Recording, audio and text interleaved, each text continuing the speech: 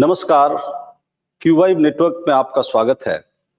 मैं हूं अजय मिश्रा और आज हम बात करेंगे फ्रेंच प्रेसिडेंट इमैनुअल मैक्रोन साहब की यूएस विजिट की। जी हां, जब से ट्रंप साहब ने यूएस में अपना ओथ लिया, तब से यूरोप का कोई भी बड़ा शख्सियत उनसे मिलने नहीं गया। उनके शपथ ग्रहण में इटली की प्राइम मिनिस्टर जॉर्जिया मेलोनी जी थी, जिनसे उनके अच्छे संबंध थे, पर उनके अलावा अभी तक कोई वहां यूरोप से नहीं गया था। और वो मुलाकात भी जो मेलोनी जी की थी, वो एक कटसी मुलाकात थी। ये पहला ऑफिशियल विजिट था किसी हाई यूरोपियन डिग्निटरी का। उस यूरोप से जो यूरोप यूक्रेन के साथ रसा की लड़ाई लड़ रहा हो पिछले 3 साल से, वो यूरोप जो यूएस का पार्टनर हो इस युद्ध में और लगातार यूएस की पूरी सपोर्ट रही हो, पर ट्रंप साहब के आने के बाद स्थितियां बदल गई और इस बदली हुई स्थिति में यूरोप और यूएस के संबंध अब पुराने जैसे नहीं रहे। इसीलिए मैक्रोन साहब की यात्रा का, मैक्रोन साहब के मुलाकात का खासा महत्व हो जाता है। मैक्रोन साहब के बाद अभी परसों ही यूके के पीएम ट्रंप साहब से मिलने वाले हैं और दोनों ही मीटिंग्स में एजेंडा यूक्रेन के भविष्य को लेकर के है। पर सबसे पहले आइए देखते हैं उस वीडियो को जो बहुत वायरल हो रहा है और उस फोटोग्राफ को जो बहुत वायरल हो रहा है, जिसमें मैक्रोन साहब और ट्रंप साहब हैं। एक नजर उन पे।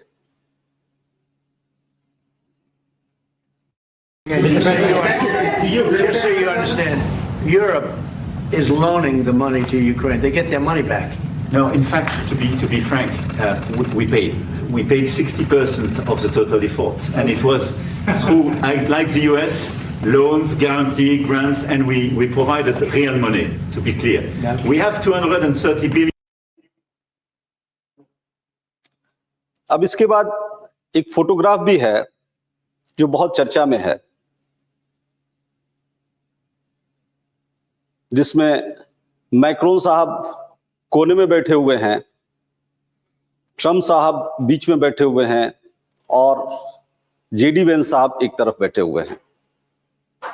इस फोटोग्राफ को लेकर के ऐसी चर्चा है कि शायद ट्रंप साहब ने इसमें मैक्रोन साहब को छोटा दिखाने की कोशिश की है।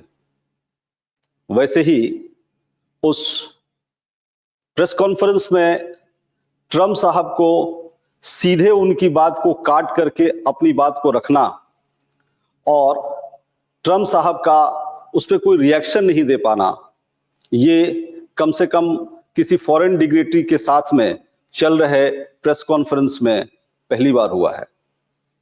और यही दर्शा रहा है कि दूरियां कहां हैं, कितनी हैं और क्यों हैं। कल जब ये सब वहां चल रहा था, उसी समय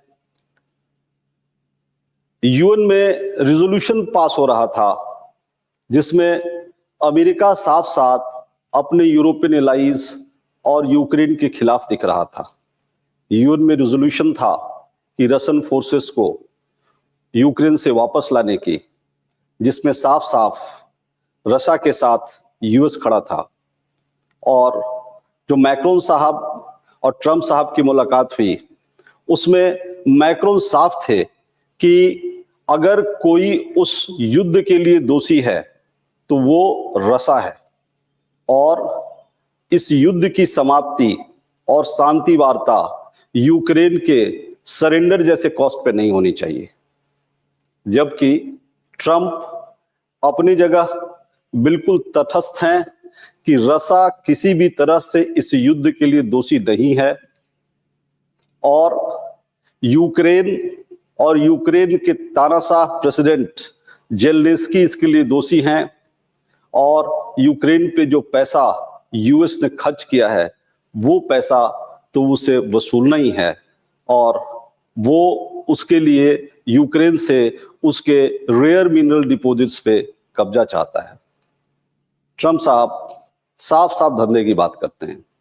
इसके बाद उन्होंने एक ट्वीट भी किया और वो ट्वीट साफ साफ इस बात को कह रहा था कि यूक्रेन और रसा के बीच एक पीस डील के नजदीक हम पहुंच गए हैं और यूक्रेन से हम अपने युद्ध में खर्च की भरपाई के लिए वहां के रेयर मिनरल्स माइंस पे कब्जा लेंगे और उसी पे आखिरी कड़ी में बात चल रही है।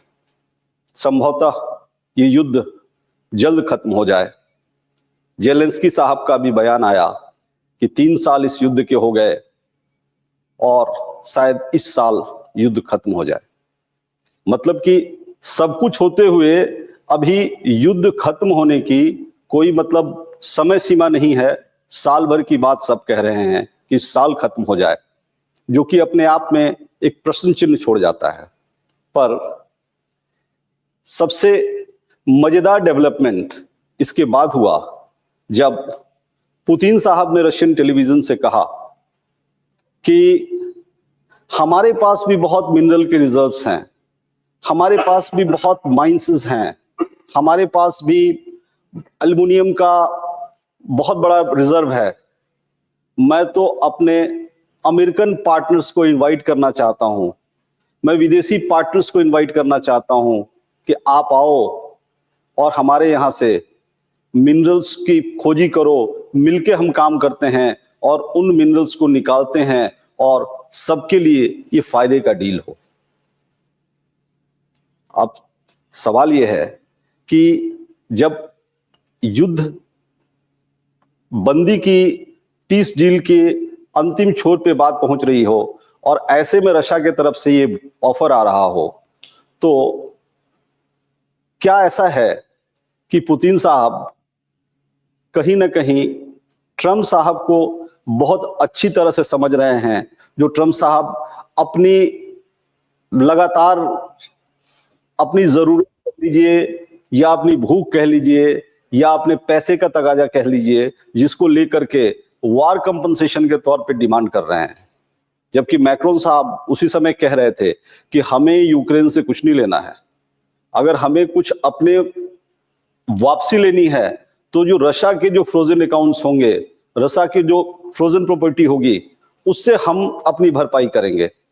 लेकिन जहां एक तरफ माइनिंग रिजर्व्स और बिजनेस की बात हो रही हो, वहां उससे बड़ा ऑफर लेकर अगर पुतिन साहब आ जाते हैं और वो पुतिन साहब का ऑफर सीधे सीधे अमेरिकन पार्टनर्स के लिए है। अमेरिकन पार्टनर्स में केवल सरकार इन्वॉल्व नहीं है, वो सभी लोग जिसका इंटरेस्ट हो सकता है, वो बिजनेस लॉबी हो सकती है, वो इन्वेस्टर्स हो सकते हैं, उनको खुला आमंत्रण है रसा में आने के लिए, रसा के द्वारा यूक्रेन के इलाके जो उसके कब्जा में हैं वहां आने के लिए, और वही चीज तो यूक्रेन से ये मांग रहे हैं। मतलब कि खुल के बात है बिजनेस की। दोस्तों, आपको याद होगा कि जब ट्रम्प साहब आए थे तो एक बहुत पॉपुलर नारा उनका था, कॉमन सेंस, कि हम जो डिसीजन लेंगे वो कॉमन सेंस के आधार पे लेंगे। पुतिन साहब से जब उनकी 1.5 घंटे की बात हुई, उसमें भी पुतिन साहब ने उनके कॉमन सेंस के नारा को बहुत सराहा और मिलजुल करके कॉमन सेंस पे काम करने का आधार बताया। अभी कल ही जब जर्मनी के में चुनाव के बाद नई पार्टी सत्ता में आई, तो ट्रम्प साहब उनको मुबारकबाद देते हुए कहे कि people are tired of no common sense agenda, कि मतलब पिछली सरकार के नो कॉमन सेंस एजेंडा से लोग टायर्ड थे और इसीलिए नई सरकार आई, पर कॉमन सेंस एजेंडा की जिस बात को ट्रंप साहब खुल के कह रहे हैं, उसी के आसपास जेडी वेंस साहब ने म्यूनिच कॉन्फ्रेंस में बात कही। उन्होंने भी अमेरिकी इंटरेस्ट की बात को रखते हुए उन्होंने लेफ्टिस्ट सोच को वहां नकारा और लेफ्टिस्ट सोच की दबंगई जिसकी वजह से राइटिस्ट फोर्सेस उभर नहीं पा रही हैं, उसके लिए उन्होंने यूरोपियन पावर सेंटर्स को कोसा कि आप लोग जनता की बात उभरने नहीं दे रहे हो, आप लोग सही बात ऊपर नहीं आने दे रहे हो, और एक कंजर्वेटिव राइटिस्ट सोच है जिसको मौका मिलना चाहिए आगे बढ़ने के लिए। अभी 2 दिन पहले इटली की प्राइम मिनिस्टर जॉर्जिया मेलोनी जी एक अमेरिकी कंजर्वेटिव पॉलिटिकल एक्शन कमेटी को जब संबोधित कर रही थी, तब भी उन्होंने वामपंथी सोच पे करारा प्रहार किया और उन्होंने कहा कि यही वो ताकतें हैं जो हम जैसे सोच को उभरने नहीं देती हैं, लेकिन ट्रंप साहब की जीत, मोदी जी की जीत, हमारी जीत इस बात की कहीं ना कहीं सूचक है कि ये ताकतें अब कमजोर पड़ रही हैं और हमें मजबूत होना है। तो जहां आइडियोलॉजिकल थॉट की लेफ्टिस्ट और राइटिस्ट की बात हो रही हो, वहीं साफ साफ ट्रंप साहब पुतिन साहब के साथ गले लग रहे हों और एक नई थ्योरी दे रहे हों कॉमन सेंस की, और वो कॉमन सेंस साफ साफ फायदा का खेल हो। तो अगर इस फायदे के खेल में देखा जाए तो ट्रंप साहब तो अपने नीतियों पे बिल्कुल ठीक चल रहे हैं। उनको जिन लोगों से महत्वपूर्ण लग रहे हैं, जो लोग उनसे वो मुलाकात कर रहे हैं, जिन लोगों से उन्हें कोई डील करनी है उनसे डील कर रहे हैं, और जिन लोगों का कोई महत्व उनके निगाह में नहीं है उनसे वो मिल भी नहीं रहे हैं।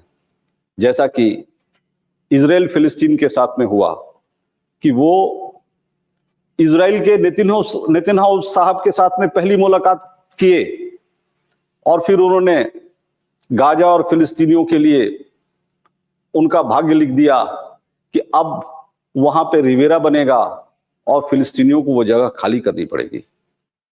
उसी तर्ज पे उन्होंने यूक्रेन के साथ कर दिया है कि वो पुतिन से बात कर रहे हैं, पर जेलेंस्की से उनके बात करने के लिए समय नहीं है। जेलेंस्की के बात का महत्व नहीं है, यूक्रेन के पक्ष का महत्व नहीं है। और जब ये सब कुछ हो रहा था तो पुतिन साहब को कल चाइना के प्रेसिडेंट शी जिनपिंग ने भी फोन किया। ये पहली ऑफिशियल टेलीफोनिक वार्ता है उन दोनों की ट्रंप और पुतिन के वार्ता के बाद, क्योंकि ट्रंप और पुतिन के वार्ता से जो एक न्यू ग्लोबल ऑर्डर दिख रहा था जिसमें यूएस और रसिया एक तरफ खड़ा हो रहे थे, तो इस बात की चिंताएं थी कि क्या कहीं चीन अलग थलग हो रहा है या फिर चीन को अलग थलग करने की स्ट्रेटजी है। पर कल की अपने वार्ता से और वार्ता के बाद जो बातें छन करके आई, उससे यह दिखा कि चाइनीज प्रेसिडेंट ने अपना पूरा सपोर्ट पुतिन के लिए बनाए रखा और उनका यह मानना है कि पुतिन बिल्कुल सही राह पे चल रहे हैं। और वो सही राह क्या है? वो सही राह है डोनाल्ड ट्रंप साहब के कॉमन सेंस की राह। कहीं ऐसा तो नहीं है कि डोनाल्ड ट्रंप साहब के कॉमन सेंस के थ्योरी को पुतिन साहब ज्यादा अच्छा समझ रहे हैं? क्योंकि अगर देखा जाए तो जहां डोनाल्ड ट्रंप खड़े हैं उनके दो तरफ, एक तरफ इलन मस्क हैं जिनको साफ साफ बिजनेस पता है, एक तरफ पुतिन हैं, वो भी अपने आइडियोलॉजी को किनारे रख करके बिजनेस करना जानते हैं और बिजनेस की उनको बहुत जरूरत है। बीच एक सेतु के रूप में ट्रम्प साहब काम कर रहे हैं। ये कौन सा कॉमन सेंस है? क्या ये कॉमन सेंस अब नई ग्लोबल ऑर्डर को उस तरफ ले जाने के लिए है कि जहां जो मजबूत है, जहां फायदा है, जहां आपको फालतू के झंझटों में नहीं फंसना पड़े, जो किसी देश का पहले पर्पस होता था, किसी आइडियोलॉजी की पहले बात होती थी कि आप सब कुछ देश के विकास के लिए, जनता के विकास के लिए, जनता की सोच के लिए करते थे, वो अब बिजनेस के विकास के लिए, बिजनेस की सोच के लिए हो गया है। क्योंकि ट्रम्प साहब तो रियल एस्टेट के बिजनेस से आते हैं और उनको पता है कि मैं 4 साल तक हूं, 4 साल के बाद में कौन आएगा पता नहीं। पर मस्क साहब के बिजनेस इंटरेस्ट तो बहुत बड़े हैं और पुतिन साहब तो लंबे समय से सत्ता में बैठे हुए हैं और उनको हिला पाना आसान नहीं है। उसी तरीके से चाइना के प्रेसिडेंट भी हैं जो आराम से बहुत लंबे समय तक बैठे हुए हैं। यूरोपियन कंट्रीज में जहां रेगुलर चुनाव हो रहा है, वहां के लोग रोज बदल रहे हैं। जेलेंस्की को बदलने की बात हो रही है कि उनका टर्म पूरा हो गया है, लेकिन कॉमन सेंस तो यही कहता है कि ऐसे लोगों से रिश्ता बनाया जाए जो लंबे समय तक चले। और इस पूरे खेल में लंबे समय तक चलने वाले कौन से लोग हैं?